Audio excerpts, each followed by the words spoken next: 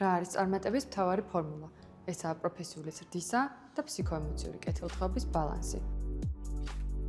მოგესალმებით, მე ვარ სალომე სტეფნაძე და გაგაცნობთ სოციალური ტრენინგების დეპარტამენტის იმ ძირითად პროგრამებს, რომლებიც სრულად პასუხობს როგორც საჯარო, ასევე კერძო სექტორის აქტუალურ გამოწვევებს. იუსტიციის სასწავლო ცენტრის პრიორიტეტული მიმართულებები გაძლევთ შესაძლებლობას მიიღოთ საჭირო ცოდნა და განევითაროთ უნარები, რომლებიც დასახული მიზნების მიღწევაში დაგეხმარებათ.